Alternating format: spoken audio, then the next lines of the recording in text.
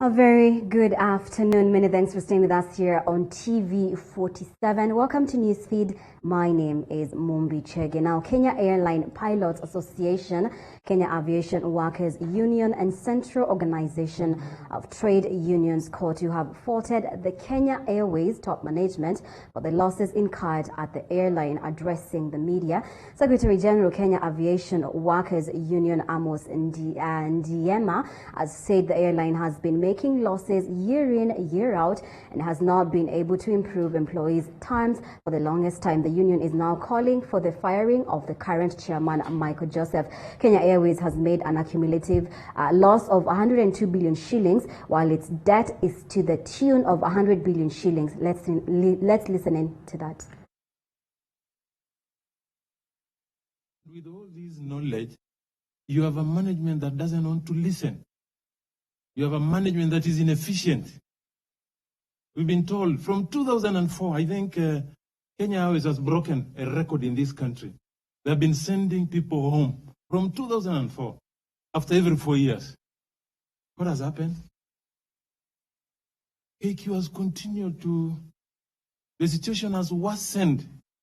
It's common sense, what Ndiema said, common sense. If the wage bill of employees is 13 billion, and they have debts amounting to 1 or 2 billion, even a kindergarten kid will not focus on the wage bill. A kindergarten kid will not. So what are we saying? What we are saying, what is happening at KQ borders on corruption. You've heard about those airlines that they have hired. So our position as COTU, I think you don't want to waste time. And this now we are directing to His Excellency the President. His Excellency the President. The problem at KQ is not workers. The problem at KQ is inefficient board and inefficient management. If you want to change KQ, His Excellency the President, start with the top. I listened to the chair of the board the other day, Michael Joseph, and I was shocked. The way he was talking is as if he's the CEO of KQ. What that means is that Michael Joseph and the board are micromanaging.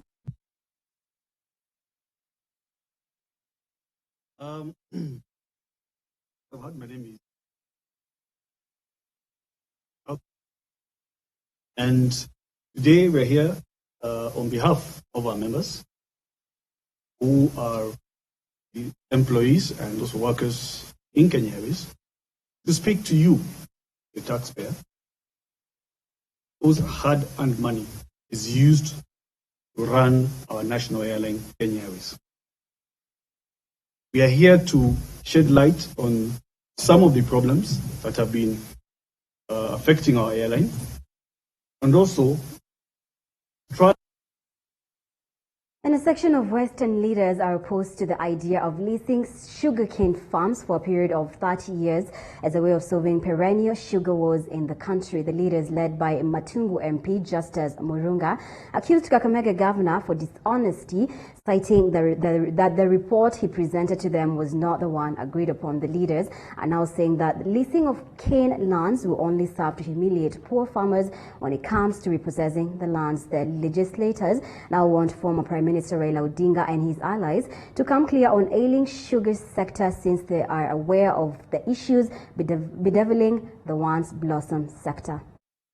Ambaye aliandika report na akapelekea rais Uhuru Kenyatta.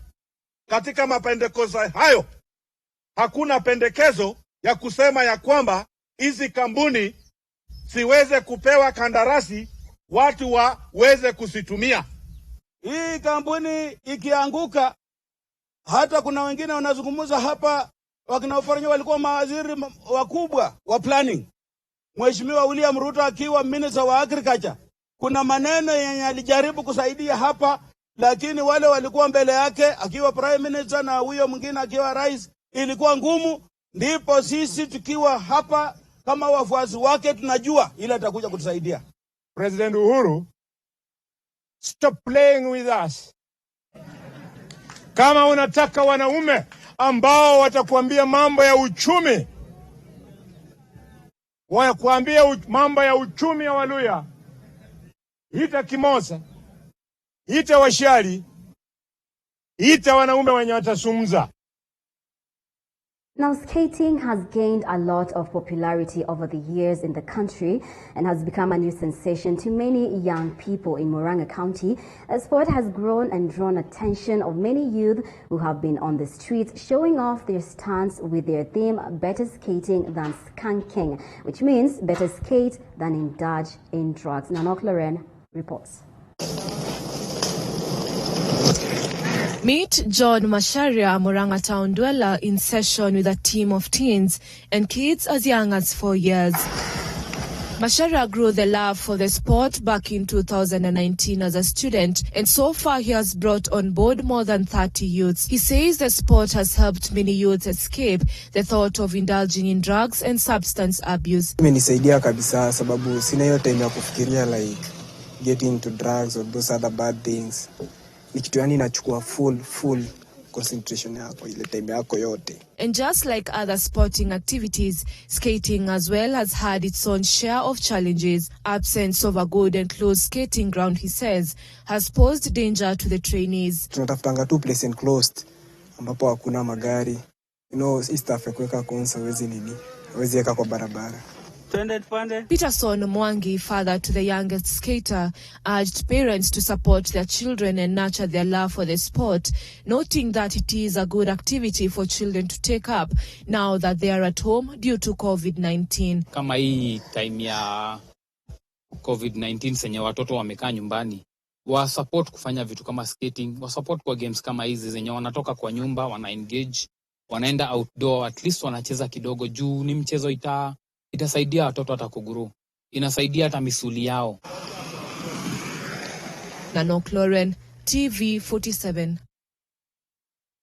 Now, the alleged plan by a section of members of Kakamega County Assembly to file an impeachment motion against Kakamega Governor Wycliffe Oparanya has been met with stiff opposition from Orange Democratic Party members in the county.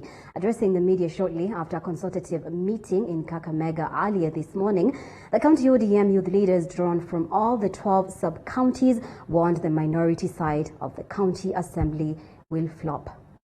Na tunataka kuonya kabisa wale ndugu zetu minority, haswa MCS, haswa kutoka chama cha ANC, ambao wanaanza kuleta mchezo ya kusema kwamba kwa sababu wanaona ile record ya development ya mheshimiwa gavana wa Kakamega County, hata sasa wanataka kufanya impeachment. Tunataka kuwaambia kwamba huo ni mchezo na wasidhubutu. We are also here to warn the distractors and those schemers who hate what our deputy party leader has started. In 2 weeks' time, that report shall be unveiled. So, whichever way the report will be, as we have taken, we have already decided. As supporters of Baba and supporters of the president, we are not backing off. Nyandarua Governor Francis Kimemia has announced the release of 742 plots in Okalau town that are expected to be issued to the rightful owners for development purposes.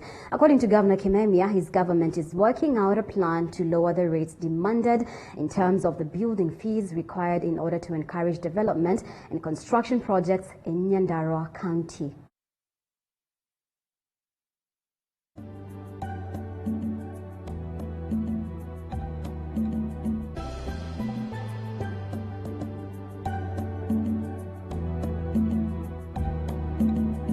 Pleasure to announce a further 742 undisputed plots released to the market, released to the people to develop them. On 19th July 2019, I released 1,573 plots that were also not disputed, and therefore the owners, this is a total of 2,315 plots. I'll be creating a finance day. I'll invite all the banks, all the building institutions, all the financial systems in the country to come and partner with this county and the business people in this Nyandarua County, and so that our business people can benefit from credit, not only in Okalau but also Engineer, Mairinya, Jabini, or Jorok, Daragwa, or leading commercial centers. I'll be inviting those traders to come in, and we have a field day with the banks, with the financial institutions, and see how they can benefit from affordable credits, and so that they can be able to develop multi-storage structures. And the government is set to issue 78,000 title deeds, which were processed under the Rapid Results Initiative, aimed at speeding up the issuance of land ownership documents at the coast region.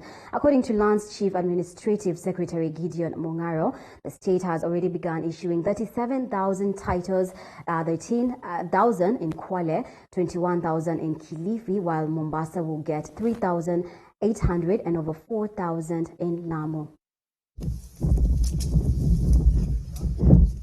Speaking in Kilifi County, Land CAS Gideon Mongaro said that President Uhuru Kenyatta is set to tour the region to commission the issuance of the title deeds, which are ready, while many others are being processed. He further stated that the state is also keen to address the problem of absentee landlords, which has been a major challenge for locals to obtain land title deeds. Sehemu ya pwani ni ile imepangiwa mikakati na serikali kwamba inafanyiwa utoaji wa hati miliki za mpango maalum ambao unafanywa kwa muda fulani wa haraka, ambao inaitwa RRI kizungu, Rapid Results Initiative. So hii ni moja ambayo ni katika ile miradi ambayo tunafanya hapa pwani. Ya pili, kwa sasa maeneo yote ya pwani kuna hati miliki zinaendelea. Kule Taita tuko na hati miliki 37,000. Kwale tuko na 13,000 tunavyoongea, zile ambazo ziko tayari. Kilifi County iko na 21,000. Mombasa iko na kama 3,800 na nyingine zinaendelea sasa, zinatengenezwa kule Mwakirunge na kwingine. Kule Lamu tuko na kama 4,000 na kitu. Tana River kidogo, kwa sababu shamba nyingi za Tana River kama unavyojua ni shamba za community. Meanwhile, talks are going on between the government and other absentee landlords such as Takaungu, Tezo, Basi, Roka, Mida and Sabaha in Kilifi County in order to address the plight of squatters. Mazungumzo yanaendelea ya hizo ambazo mmeuliza, wale ambao maabsentee kama Takaungu, Tezo, Basi, Roka, Mida na Msabaha. Pia vile vile hapa kuna Kagaa ambayo pia mazungumzo yanaendelea. Eka 1,200 hapa Kibarani ambazo pia zimejaa wananchi. Kwa ukiangalia katika mashamba ile serikali inanunua, Mombasa kuna moja imenunuliwa saa hii ambayo inakaa ni ndogo, ni 28,000, lakini ukiangalia Mombasa eka 28 kwa imejaa watu wengi sana. Land ownership has been a major challenge in the coast region, and the government has promised to address the problem to ensure locals have land ownership documents. Nanok Lauren, TV 47. Thank you for staying with us here on Newsfeed. Let's take a short breather. We'll be back with more in just a moment.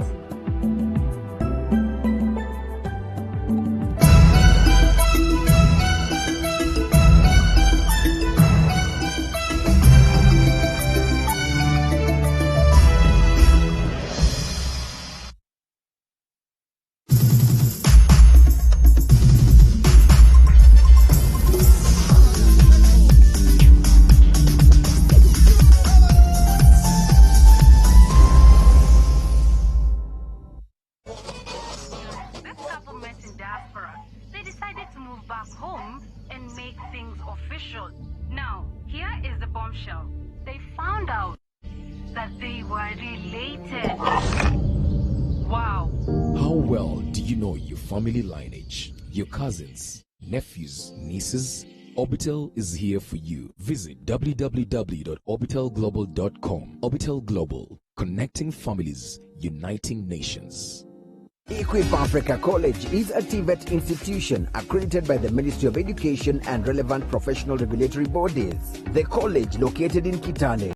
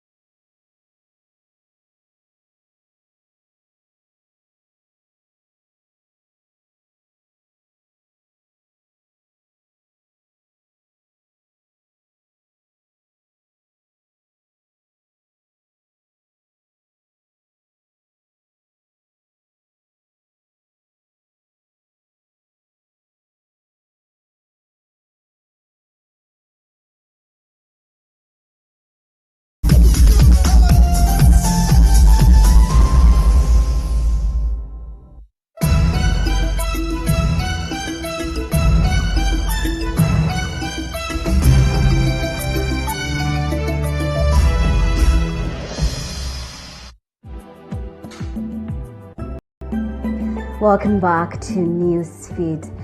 Now, the deplorable state of Njoro Molo Road has seen residents and more so motorists in the area turn to their area MP Kuria Kimani, whom they say has failed to deliver on his promises 3 years into his term. Rahab Kinodia reports from Molo.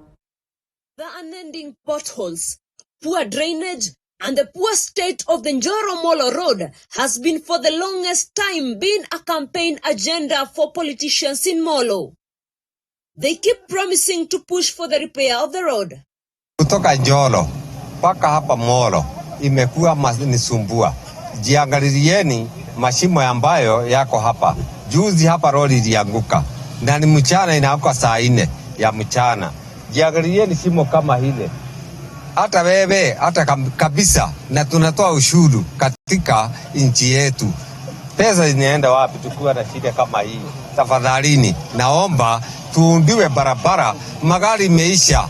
Magari kama hii kidogo inaenda inabomoka. However, motorists and road users are now calling on their MP, whom they say has not been delivering on his promises. Lakini tumehangaika sana na hii shimo. Hata tunashida mbunge alienda wapi? Tunasikia anakunywa pombe anaruka huko. Si pesa zingine alete hapa basi azibe hii shimo. Sasa tunahangaika, magari zinaenda garage kila wakati. Watu angalilie. Si ati pesa wanakula tu pesa kukura huko. Wakuja watengeneze barabara. Barabara ya Njoro Molo imeharibika. Na Kenya mzima hakuna ingine mahali ingine iko barabara mbaya kama Njoro Molo. The MP has however shifted the blame to the contractor, saying that he lacks capacity to repair this road, adding that funds towards this project were availed 2 months ago. Katika mwezi wa last year, mimi niliweza kupeleka mswada kule bungeni na tukahakikisha kwamba tumepewa allocation ya shilingi milioni 330 ya kutengeneza hii barabara. Procurement process ikafanywa na ikifika mwezi wa pili kukakuwa na contractor ambaye alipewa kufanya hiyo kazi. Tukakuwa na mkutano na yeye kama miezi 2 iliyopita na akatuhakikishia kwamba atafanya kazi. Lakini kile linafanyika inakuwa amekuwa ni kama hana capacity ya kufanya hiyo kazi. Na ndio maana hata saa hizi tunajaribu, tukamwambia hata aanzie stretch nyingine zaidi ya Molo, aanzie side nyingine ile nyingine ili kuhakikisha kwamba hiyo barabara ambapo kumeharibika atakuja kutengenezwa. But what is sad is even baada ya hiyo yote kufanyika, baada ya yeye kupewa kandarasi, hayuko na hapatikani na hafanyi kazi. So this person is incompetent, and what you are doing is having discussions with the ministry, with infrastructure na kera, kuhakikisha kwamba huyu mtu hiyo kazi anyang'anywa ipewe yule mtu ambaye ako na capacity. Reporting for TV47, my name is Rahab Kinodia. Over 200 small-scale traders in Rumuruti, Laikipia County are delighted after the county government of Laikipia issued allotment letters allowing the traders develop kiosks. Now, according to the county's CEC, in charge of public administration and public service, Rose Maitai, the traders have been given specifications of the type of kiosks they are going to put up in line with the county's Smart Town program. Speaking during the issuance of the letters in Rumuruti Town, the CEC and Rumuruti Township MCA Joseph Suge urged the traders to ensure they develop their kiosks within the stipulated time, which is 1 year, failure to which they will be relocated. Na leo tumekusanyika mahali hapa tukiwa viongozi wa mji wa Rumuruti pamoja na wafanyabiashara wa mji wetu wa Rumuruti ambao wamekuwa wakifanya biashara ndani ya mji bila nafasi ya kuweza kufanyia kazi. Tunashukuru kwa sababu ya utaratibu ambayo serikali ya kaunti ya Laikipia imefanya, na hivi sasa siku ya leo tumewapatia barua ili waweze kupata nafasi ya kufanyia biashara, kwa sababu wengine wamefanya biashara zaidi ya 20 na hawajawahi kuwa na mahali ambapo wanaita ni kwao. So leo tumeita, tuko na kikundi cha kina mama, vijana na hata wazee wachache pia ambao wanajaribu kujiinua na kukuza uchumi wetu wa Rumuruti. Kwa hivyo sisi tumewapatia barua And a section of integrated internally displaced persons living in Nyandarua County have asked for compensation from the government. The 2007 and 2008 post-election victims claim that despite the government releasing the money for their resettlement, they are yet to receive the money, adding that part of the money was released by the Special Programs Ministry but was allegedly diverted. The integrated internally displaced persons coordinator in Nyandarua, James Maura, says the government has set aside 6 billion shillings for the resettlement program, but it was not immediately paid out to all displaced persons. Ya leo tumekuja kwa ajili ya kukumbusha serikali tuliachiliwa na 2016-2017 the National Consultative Coordination Committee under Adan Wachu kuna kikao tulikaa Nakuru na tukaahidiana kuna pesa ambazo waadhiriwa watapewa, na hizo pesa waadhiriwa wote hawakupewa, na baadhi ya hizo pesa kuna pesa ambazo bado mpaka hii leo siko kwa bank, na tunataka hizo pesa waadhiriwa wapewe, tusije tukaambiwa pesa zimepotea. Sisi hatukupigwa kutoka mbali, tulipigwa tu tukiwa country yetu, tukiwa Kenya, tukiwa hapa kama sisi wazaliwa wa huku wa Kenya, sisi ni citizen wa Kenya, na ili hali hatujakuwa compensated kama NDPs wengine, sababu wengine walipata mashamba, wakapata pesa, wakakuwa resettled. Lakini sisi bado tunahangaika. Sisi integrated bado tunahangaika. Hatuna kwetu, hatuna shamba yetu. And now in the world of sports, Pierre-Emerick Aubameyang fired Arsenal to their second Wembley triumph of the month as Arsenal overcame Liverpool on penalties to lift the Community Shield on Saturday night. Aubameyang had his fine curling effort cancelled out by Liverpool substitute Takumi Minamino as the match finished 1-1, but the Arsenal captain sealed another triumph by scoring the winning penalty to run out 5-4 winners.